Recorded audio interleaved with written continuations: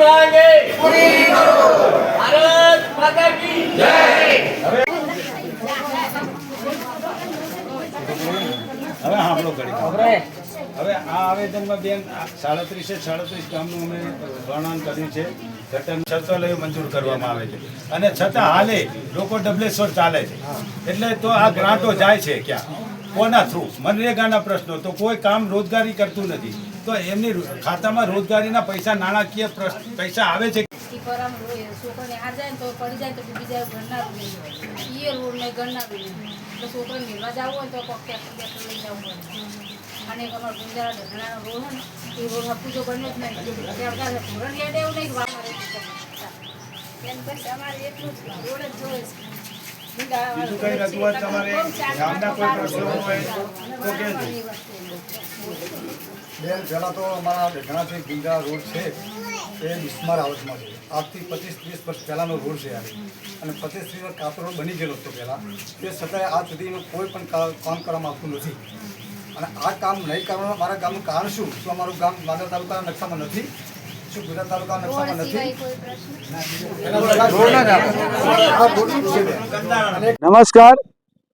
આજ રોજ ડઢાણા ગામના ગ્રામજનો, આમ આદમી પાર્ટીના પ્રતિનિધિઓ ડઢાણા ગામનો તથા માંડલ તાલુકાના તમામ ગામના પ્રશ્નો લઈને વિધાનસભાના પ્રભારી દાનસંગજી, તાલુકા પ્રમુખ ડોલુભા, ભૈલાલભાઈ, મેઘાભાઈ, ભરતભાઈ, હું અમદાવાદ જિલ્લા સંગઠન મંત્રી ભરતભાઈ પટેલ, આમ આદમી પાર્ટી, અમે તમામ વિકટ પ્રશ્નો જે ગામોના છે, જે ગટરના છે, રોડ રસ્તાના છે, પાણીના છે, અમે 4 દિવસ પહેલા ડઢાણા ગામે આવેદનપત્રના રૂપમાં યા રેલીના રૂપમાં, આંદોલનના રૂપમાં ડઢાણાથી ગુજાડાને જોડતો રોડ અમે માગણી કરેલી.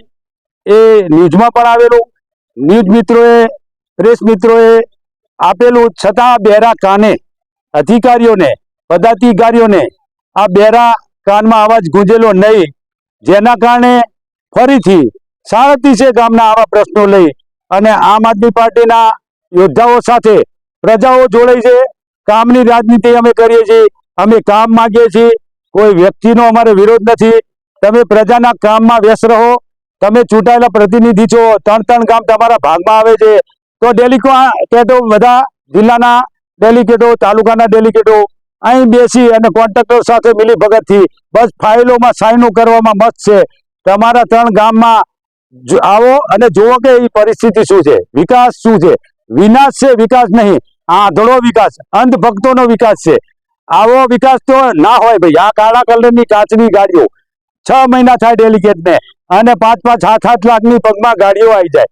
ભાઈ, આમને કયો પગાર સરકાર આપે છે?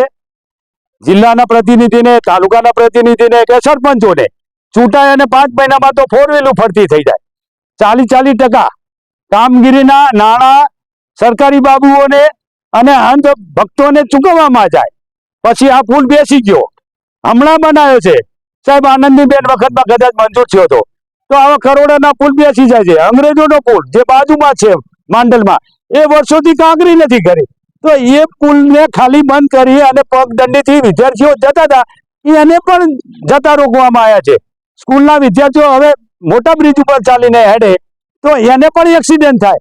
તો નાનો બ્રિજ પગદંડી પૂરતો તો ઉપયોગમાં ચાલુ રાખવો જોઈએ કે 1 બાળક 2 બાળક હેડવાથી પુલ તૂટી ના જાય.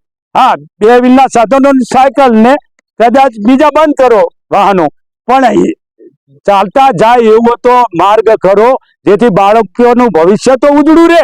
એક્સિડન્ટમાં બાળકો મરી જશે તો કોની જવાબદારી? આ પુલ બેસી ગયો, હમણાંનો જ છે.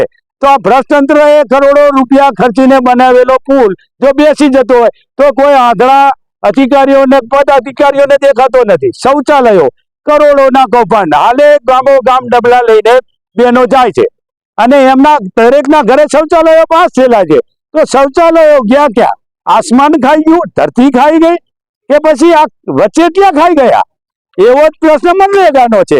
મજૂરોના લિસ્ટ ભરી દેવામાં આવે છે, તંત્ર સાધનોથી કામ કરે છે અને પગાર ચૂકવાય છે રોજમદારોને જે કામ કરતા હોય. અને એમાં એ અધિકારીઓ એવા હોય છે, પદાધિકારીઓ એવા હોય છે કે કમિશન આપી દે છે. 1000 રૂપિયાનું બટકું તમારું, 9000 અમને આપો, ખાતામાં 10,000 આવ્યો હતો. બારોબાર કામગીરી બતાવીને ભ્રષ્ટાચાર કરવાની એક વ્હાઇટ પોલિસી છે અને આવી ઘણી પોલિસીઓ છે. હમણાં અમારા પ્રાંતીય ધારાસભ્ય હાર્દિકભાઈ એવું કહેતા હતા કે લોકો ગોદડાને ઉસીકા ગટરમાં નાખી દે એટલે ગટર ઉભરાય. ગટરનો પ્રશ્ન નામનો ક્યારનો સોલ્વ થઈ ગયો. એ અંધભક્ત તું તો જાગ. મારા ઘર આગળ હું ગોદડા નાખું ને ઓશિકા નાખું તો મારા ઘરની ગટર ઉભરાય તો પહેલા ડેન્ગ્યુ મને થાય, પહેલા રોગ મને થાય. હું આવા ધંધા કરતો છું. ગંદી રાજનીતિ બંધ કરો, જન્મદિવસ ઉજવવાના બંધ કરો. આ 14 પાટીદારના દીકરા મરી ગયા ને એનો 20 તારીખે અમારે અહીંયા એનો શ્રદ્ધાંજલિ સુમન કાર્યક્રમ રાખવાનો. તું જન્મદિવસ બનાવ, અમે અહીંયા તું પાટીદારોનો કાતિલ છું, ગદ્દાર છું પાટીદારોનો, અને તારે જન્મદિવસ મનાવવા છે, તાયફા કરવા છે કરોડોના. પબ્લિકને એટલા રૂપિયા ગ્રાન્ટ આપ અને લોકોને વિકાસના કામમાં વાપર. કરોડો રૂપિયા, અજબો રૂપિયા ભેગા કરે છે સાહેબ. ઉતાલન કોઈ બાકી નતું આપતું પાનના ગલ્લે. એને 100 કરોડની મિલકત ક્યાંથી થઈ? કઈ ફેક્ટરી ચાલતી હતી? હે મારા ભાઈ પટેલ, હું તને કહું છું, હે સંસદ સભ્ય સાંભળો છો ચંદુભાઈ? હું તમારો જૂનો જોગી છું અને મને અનુભવ છે કે તમે જેન્યુઅલ માણસ છો, પણ તમને સાટા ઉડે, ગડકરી સાહેબને ઉડે, સુબ્રમણ્યમ સ્વામી સાહેબને ઉડે. જે કહે છે કે કામની રાજનીતિ કરો. મારો દુશ્મન હોય એને મને વોટ ના આપ્યો ને તો એનું પહેલા કામ કરવું જોઈએ.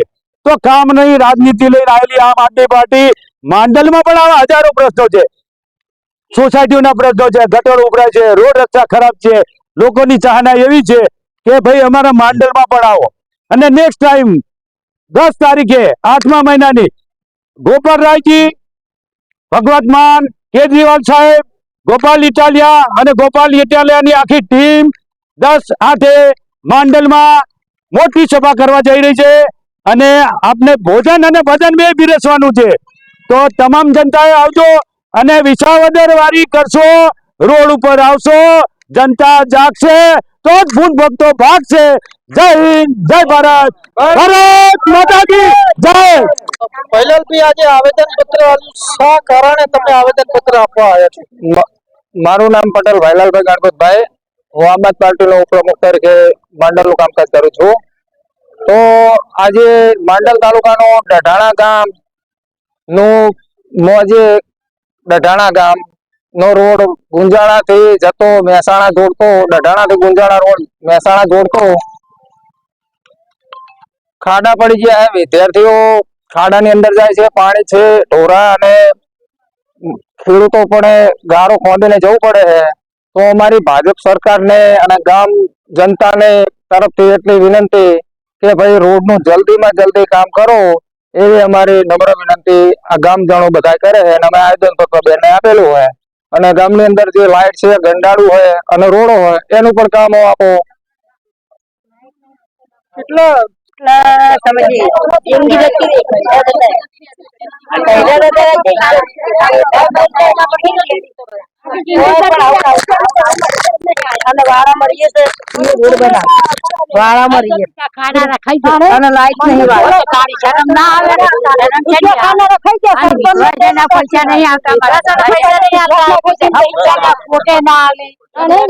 અને વાળામાં લાઈટ ની કરો ને અને વાળામાં રહીએ છે જે રોડ નહીં છોકરા ભણવા જાય તો ગારા પડી ભણવા મિલે અને લાઈટ નહીં અને વિશ્વાસના પૈસા નહીં આવતા.